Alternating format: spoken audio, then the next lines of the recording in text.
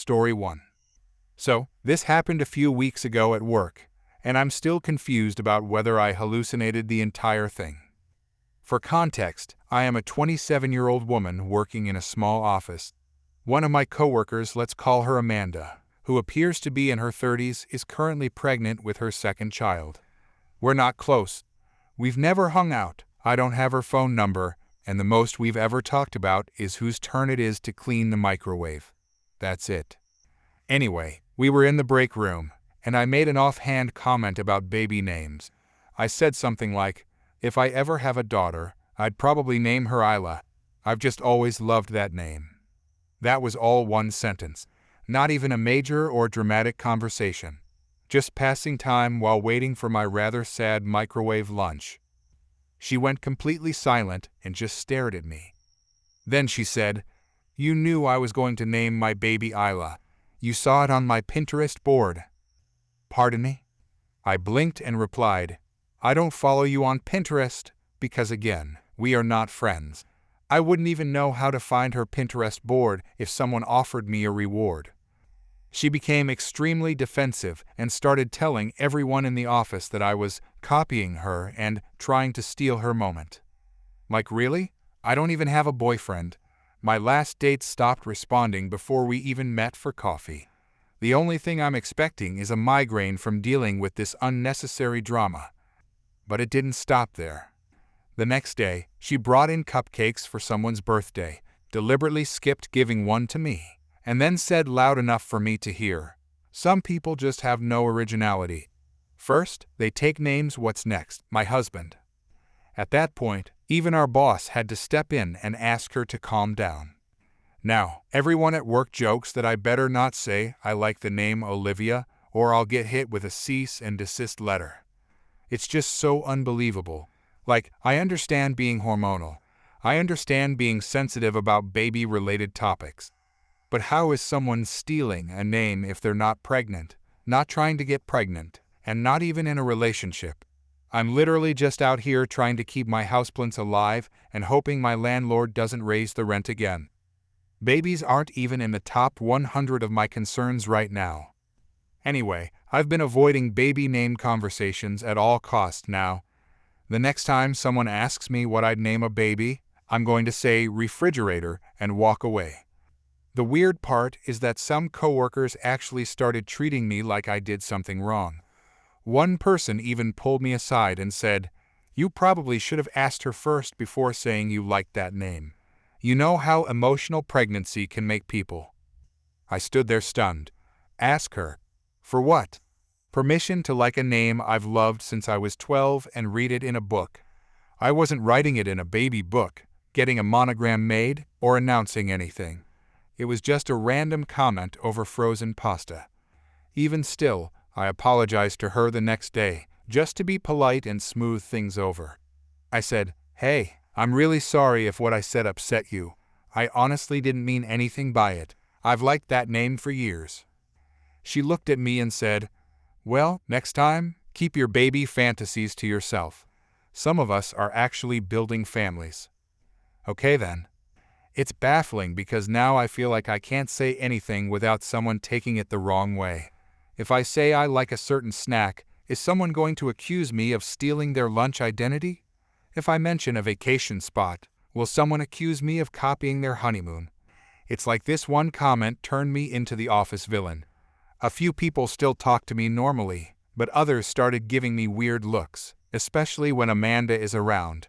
I've even caught her whispering to another coworker and glancing over at me like I'm plotting to invade her life or something. I honestly just want to go to work, do my job, eat my sad desk lunch, and go home to binge-watch cooking shows I'll never actually try recipes from. I don't need this level of drama over something so incredibly minor. And here's the kicker. Last week, another coworker announced she's pregnant too. And guess what name she's considering? Isla. I just about choked on my coffee. I braced for Amanda to say something, but she just smiled at her and said, "Oh, that's such a lovely name, so elegant and soft." So apparently, it's only theft if I say it. At this point, I've made a list of fake names to throw out if anyone brings up the topic again, things like Gargonzella, Windowana, or maybe just straight up inanimate objects like toaster. I don't know. Maybe I am overthinking it. But I'd rather be overly cautious than deal with another round of sideways glares and cupcake exclusion. Office politics are exhausting enough without name battles added into the mix. Story 2. This story happened a few years ago while working in a kitchen in the city I live in. My boss was your typical lonely drunk. Creepy compliments to the staff and inappropriate conversations with them as well. Abusive to anyone working under him and a lack of respect to other management when he felt he was above them. He ended most nights by disappearing during the dinner rush and slamming a 24 of beer by himself at home. My friend and I worked Tuesday to Saturday close shifts every day for a year. We became best friends through the suffering of this man's abuse. We could never do a good job in his eyes. Nothing was ever clean enough or good enough for him. He had this opinion that we never tried hard enough, and we must be slacking off when he's not there. He decided the solution to his problem was to assign us extra cleaning. Since most everything was already perfectly clean, he decided to ask us for 2 things. Scrub the grout between the tiles and clean the foam ceiling inserts with soap and water. These had to be completed or we were going to get written up. The next day rolls around and things are not as clean as usual for the clothes since I was on my hands and knees scrubbing the tiles all night. Boss man took this as a personal attack and unloaded on us. I proceeded to explain that scrubbing it isn't getting it any cleaner and there's nothing I can do. I also showed him the one tile that came out of the floor. He grabs a butter knife and cuts all the grout out around one tile. It was black and crumbled and filled with oil. I tried explaining and showing him that he was going to ruin the floor, but it fell on deaf ears. After proving to himself it was possible by completely removing a tile, he told us it had to be done by the end of the week. Here's the malicious compliance. Despite me telling him that it wasn't working, he insisted he was right. I told him many times it would ruin the floor, and he didn't listen. So that night I spent a few hours doing exactly as he showed me until there was a large portion of the floor with loose tiles. He was disappointed that only got about 1 square meter of flooring done and wanted the rest done by the end of the day. Commercial kitchens are huge and these tiles are small, so I decided to focus on the main line where everyone works. I got about 75% of the main working area degrouted in 2 days and left the loose tiles in their place. The floors in professional kitchens are designed to drain water in a specific direction and be smooth enough to clear all debris when swept. Since the tiles were all loose in the floor, sweeping and mopping only pushed dirt and brown water into the holes where the grout used to be. Upper management came in to work for the weekend, and they all had to stand on this wet, stinky mess of tiles that was hard to balance on. It wasn't long before they asked what was wrong with the floor. Instead of saying that he made a mistake and asked us to do exactly that, he blamed us on the spot, saying he would never clean a floor like that and we must be stupid liars. I never got around to soaking the foam ceiling boards, sadly, since I guess he realized how stupid it was. I never got any petty revenge either. I left feeling like bad people truly do just get away with being bad people. Skip to 6 months after I had left the company. I get a message from a friend who worked there as well. She explained that she had written a letter to Human Resources detailing this man's abuse and weird inappropriate comments to her and others in the workplace and in private. She mentioned she had included some things I had told her. He was fired on the spot. No discussion or chance to prove himself. I'm not sure if they already knew he was like this, or maybe they just knew that no one would make up a 2-page 5-paragraph letter about him for no reason. He left the country immediately after losing his job and filled his social media with photos of him in suits with captions like "Heart of Gold."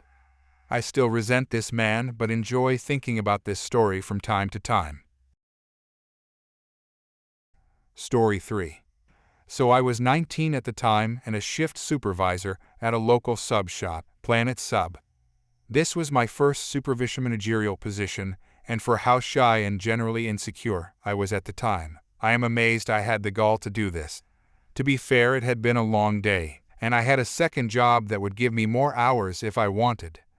I was in charge of closing the store, and I had had a couple of staff call in, leaving me and 2 workers to deal with a busy night of sandwiches, pissy and entitled customers, and no breaks save for quick restroom ones. The store closed at 10, and we were for sure going to be shutting things down at 10 o'clock. 01, clean as fast as we could, and be free. All of us had school classes the next day early. Around 9:30 I answered the phone to a terse gentleman demanding to know when we closed because he needed to pick up sandwiches. I told him we shut the doors at 10, so he would have to be quick, and I offered to take his order over the phone so he could just pay when he gets here. He said he would have to look at the menu, and rudely asked how he would have any idea what he wanted without seeing the menu. I replied that I had no idea if it was his first or 5th time here. He scoffed, said he would be by soon, before 10. I kept going on about work, as we all got the closing and cleaning things done ahead of time that we could. As 10 p.m. neared, I kept glancing out front to see if he was here, but nope. Once 10 p.m. hit, we got going on what we needed to finish, food covered, stored in the walk-in, counters cleared, etc. There were a few people finishing up eating in the lobby, but they looked almost done. At 10:15, an irritated voice called into the kitchen asking, "Is there anybody working here? I would like to place my order." I walked out, and behind the counter told him that we closed 15 minutes ago and the kitchen was shut down. "I called half an hour ago and I was told I could come get food, that you were open," he stated. "That was me you spoke to, and at 9:45, not 30 minutes ago to be precise, we were open, and I informed you that we closed at 10. "It is not 10:15, we are closed," I politely replied. "There are people here still eating, so you are clearly open." He gestured to the people putting on their coats and walking toward the door. Politely and with a forced friendly smile I said, they had put their order in before 10 and just finished. The oven is turned off and the food it put away. "I don't freaking care, make me food," he sputtered. "Sir, I cannot do that," I replied. "We are closed, everything is put away, and the registers are shut down for the night. We open at 8 a.m. tomorrow." "I demand to speak to the manager, right now," he hollered. At this moment, folks, I had a moment of clarity, that I did not want to take this in the slightest, and I wanted to be a sarcastic and immature prick. I did not get paid enough for this, and I was fed up with the day. "One moment, I will get him," I said politely with a genuine smile. I then turned around, removed my hat and apron, hung them on a hood, and turned back to face him and stated, "Hi, I'm Jeff. I am the manager tonight." I heard cackles of laughter from the other employees in the back, who had been listening to all of it. "I am calling tomorrow for the store manager, and you will all be fired," he stated, as he stormed out. "His name is Sean. Have a good night," I shouted after him. "He should be here by 7. He turned around at the door. "You just lost a very valuable customer. This is the last time I am coming here." "Thank God for that," I said as he stepped out, turning around to flip me off on his way out. I then quickly locked the door and made sure he left. I called my manager and he just laughed at it. He was a cool guy, total stoner who was laid back. They never did come back, but he gave me a delightful memory and story. Story 4. I work as a shift supervisor at a busy coffee shop downtown. Been there for 3 years now, working my way up from barista. The job pays decent, and I like most of my coworkers, but dealing with difficult customers is part of the territory. Usually I can handle the worst of them with patience and a smile, but what happened last Tuesday was different. It was around 2 p.m. on a typical weekday. The lunch rush had died down, and we only had a few customers scattered around the shop. I was behind the counter cleaning the espresso machine when this woman walked in. She looked to be in her 40s, wearing expensive clothes and carrying a designer purse. Right away I could tell she was in a bad mood by the way she was stomping her feet and huffing. She walked straight to the counter where my coworker was taking orders. He's a college kid, really polite and hardworking. always does his best to make customers happy. The woman demanded a large caramel macchiato with oat milk, extra hot, and told him she wanted it immediately.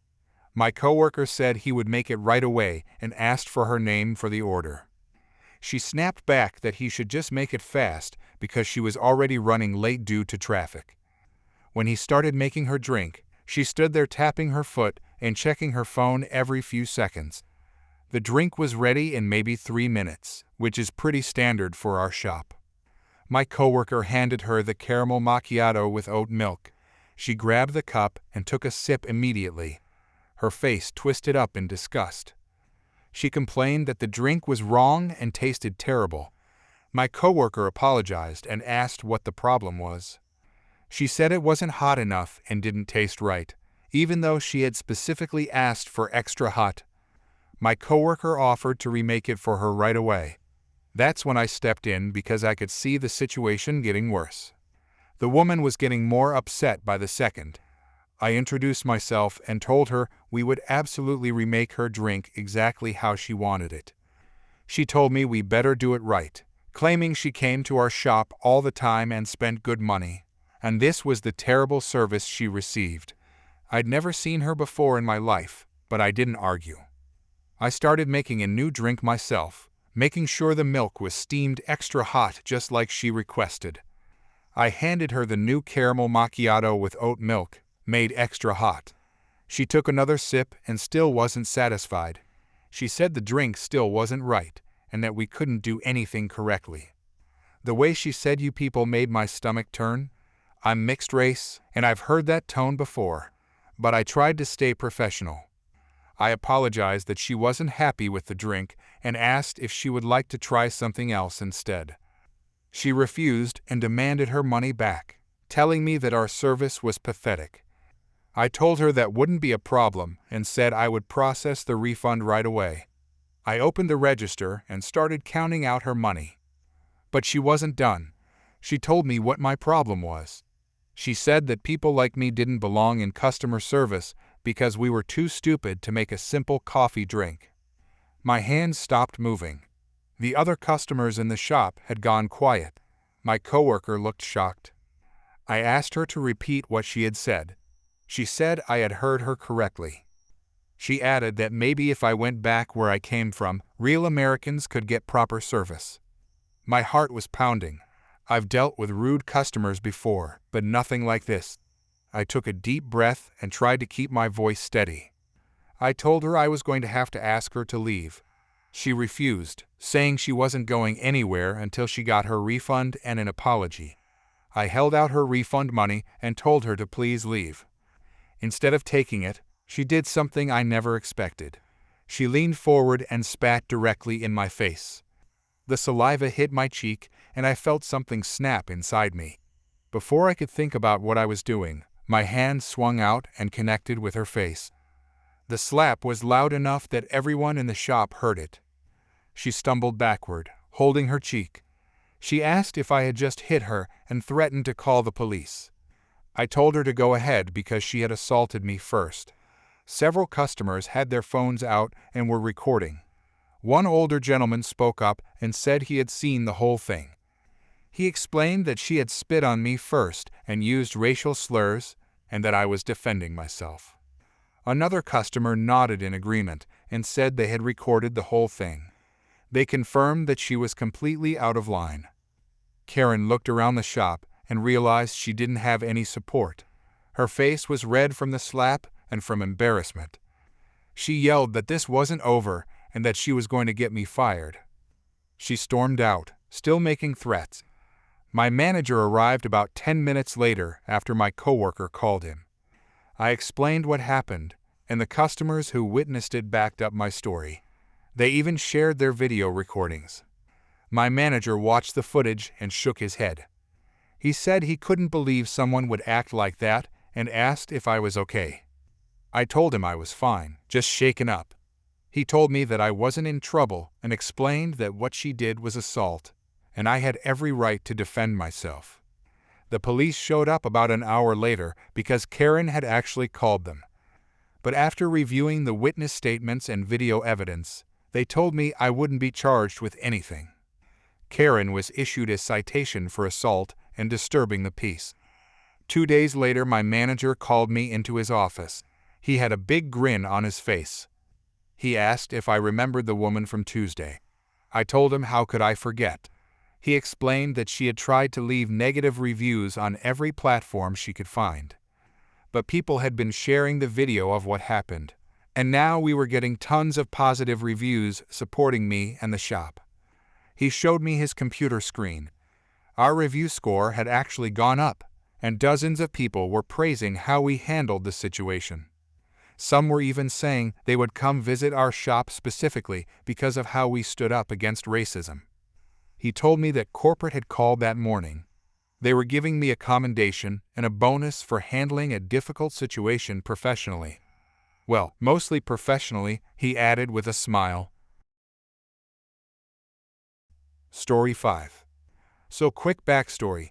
My family and family friend own beach houses in a small beach town, and there are some entitled people thinking they own the beach down there. In part 1, our family friend's neighbor and her 10-year-old daughter got involved with an entitled kid, about 16 years old, and the entitled mother and kid claimed that our neighbor and their kid took his spot while crabbing. The neighbor was able to back them into a corner, and they finally left her and her daughter alone. Here's the cast. Family friend, entitled mother, her entitled kid. He doesn't say anything in this story, this time though, but he still does stuff, and an officer. So the family friend took her family down, her husband, mother, children and grandchildren, down to the pier so that they could go swimming. Because the family friend's mom was elderly, both our friend and her mom decided to stay under the pavilion in the shade while watching everybody else swim. At first, everything was going good, and it looked like everybody was having a good time. Then, cue the entitled mother and her family of more than 20 people gathering inside the small pavilion, setting up food, tables and chairs directly behind my family friend and her mother. They couldn't even move or get out because of how close they were and how crowded everything was. My friend could tell this was the person their neighbor mentioned before because of the way they described her. My friend still tried to be civil, and when she saw the entitled mother, she tried to ask her nicely to move. My friend, "Hi, would you mind moving your party over a little bit? My mom and I barely have any space to move." The entitled mother, "Excuse me, we happen to live here so we can do what we want. This pavilion doesn't belong to anybody. It's public property. Whatever, we're still not going anywhere." My friend isn't a fan of arguing, so she and her mom just tried sucking it up and continued to watch their kids and grandkids play in the water. Unfortunately, that was short-lived as the entitled mother's family started blasting music and yelling inside of the pavilion. Then, the entitled kid came along in a jet ski. The entire family saw him and began cheering, screaming his name, etc. The kid came extremely close to the netting on the other side of the dock and began doing figure eights on his jet ski, splashing water on other swimmers nearby and creating huge waves. Depending on the time of day, high tide and low tide the water at the other end of the dock could get very deep, and any young kid at that end could probably struggle swimming down there. Luckily, my friend told us that everybody at that end of the dock quickly got out when the entitled kid started doing this, and her kids and grandkids weren't that deep in the water, so everybody was fine.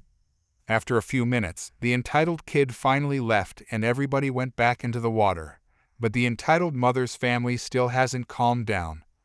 Finally, my friend and other beachgoers saw the flashing lights of a police car pull up to the beach area.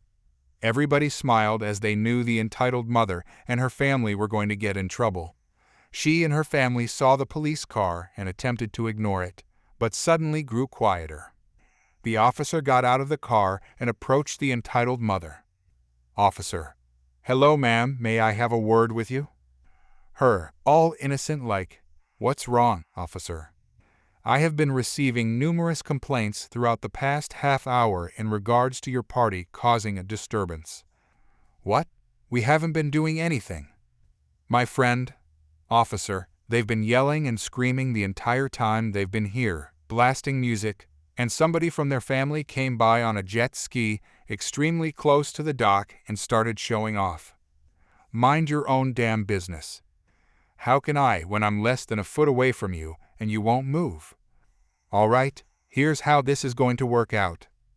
Turning to the entitled witch, he said, "You can either move your family outside of the pavilion so that people can have room to sit, or you can leave the beach altogether." "You can't do that. We have a beach house right over there." "Then you can either move your party over there, or move your party outside of the pavilion." "This is unacceptable. You can't do this to us. What is your name? I'll make sure to write a report about you." The officer gives his name and badge number. "All right then, I will call your station and make sure you get fired. The station is well aware of everything going on right now, ma'am. And if you fail to comply, we will have you fined and removed from the premises, whether your house is right here or not." The woman was having none of this, so instead of leaving like any other person would do, she grabbed a sandwich from one of the bags she brought and threw it right at the officer. The officer, without hesitation, grabbed her and cuffed her. The other members of her family were growing mad at the officer for arresting her, but they didn't fight back. "This is your last warning, ma'am. Either take your party elsewhere, or I will bring you back to the station. You're very lucky I'm not putting you in my police car right now." She finally cooperated and was released. She didn't go completely free, however, as her and all of the adults in her family were fined. She was fined the heaviest, though, for also assaulting the officer. The family grumpily grabbed their stuff and left. The officer didn't leave until he knew they were gone. A couple days later, some new rules were put in place that no partying of any kind would be allowed on the beach because of her. A patrol officer has also been sent to inspect the pier every once in a while each day to make sure that she and her family weren't doing this again. And so far, since my friend, her family, and my family have been down there, they haven't. But they're still extremely loud and blasting music on the beach and inside their house. Update to answer questions. Yes, the beach town I stay at mainly consists of white, conservative people. There are a few people of color that either live or stay around here, but their beach houses are near other piers, so we hardly see them. Story 6. This happened many years ago. My first child was almost a year old. It was a beautiful day in July, and I had my baby outside in a large playpen with some toys to enjoy some fresh air. The playpen was in the shade of a large oak tree, which protected her skin from any strong rays from the sun. I loved these moments when I could have some mommy-daughter time playing peekaboo and blowing bubbles. My daughter loved to watch the bubbles, especially when my 35-pound mixed-breed dog would try to catch them. My dog was very loving and very protective of my daughter. After playing for a while, my daughter held up her little cup. It was now empty. I took the cup and went inside to refill it. My dog followed me inside. I told her to stay at the door and watch the baby. I quickly went to the kitchen to refill the juice cup. As I turned back around, I saw my dog jumping through the screen of the door, while making the scariest half-bark, half-growl I had ever heard.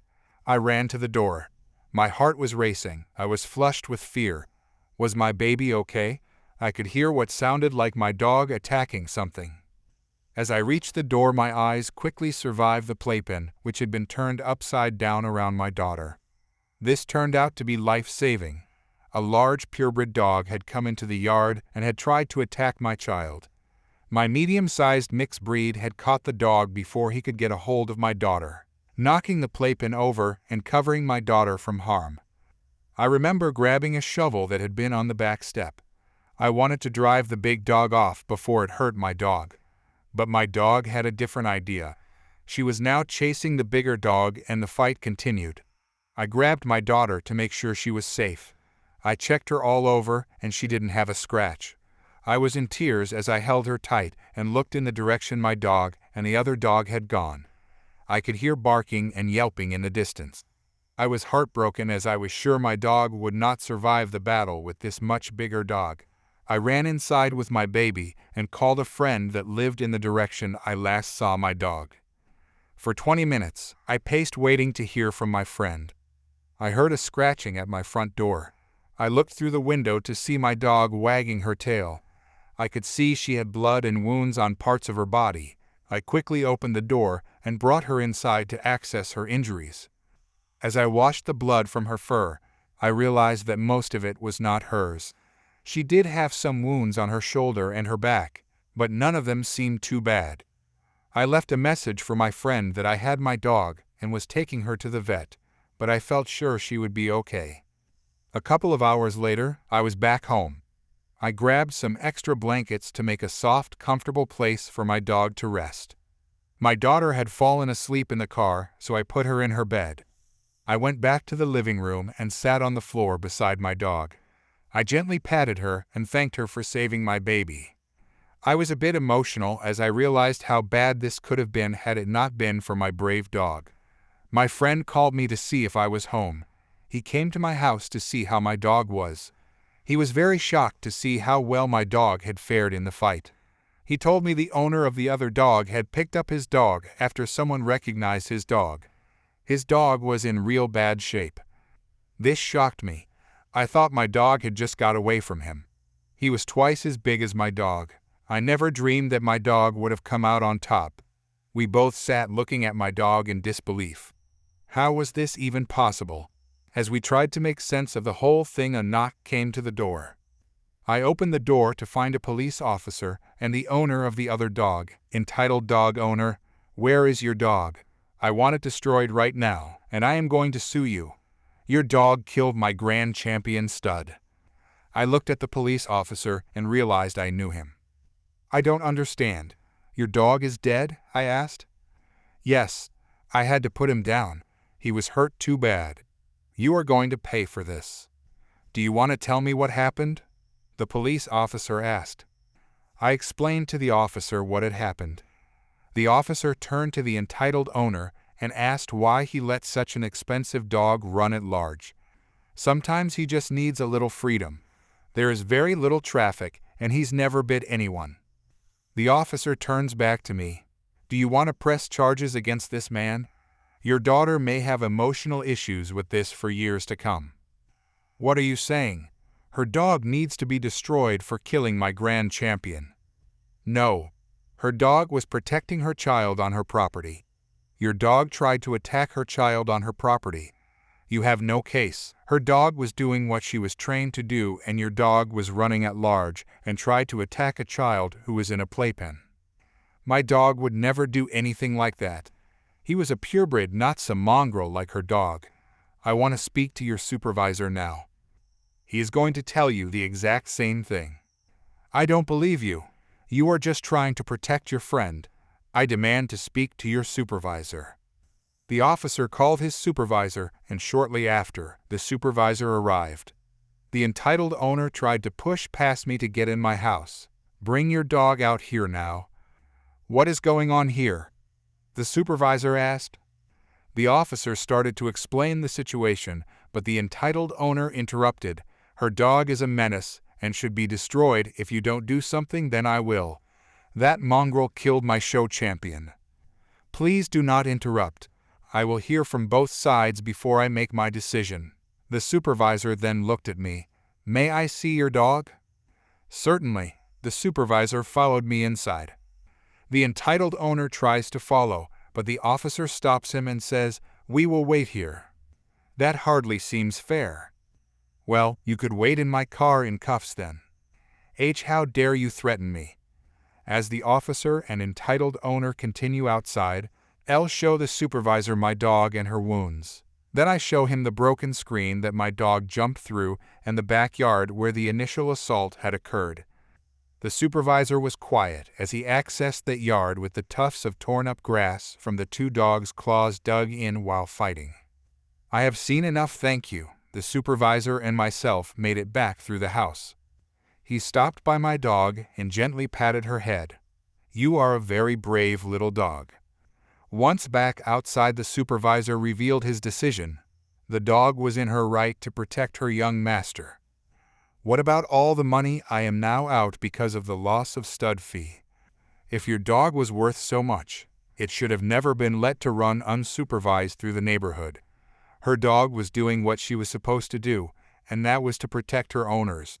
Had your dog not tried to attack, her dog would not have attacked your dog. The supervisor then paused and added, "Unless she wants to sue, then there is no case." The supervisor turns to the entitled owner. "And after the threat you made against her dog, I must warn you that should something happen to her dog, we will be wanting to speak to you as you will be the main suspect." The entitled owner turns red on the face and storms away. I thank the officers. I can't help smiling about winning against an entitled owner. I did feel bad for the dog that had to be put down, but was very thankful for my protective, brave little dog.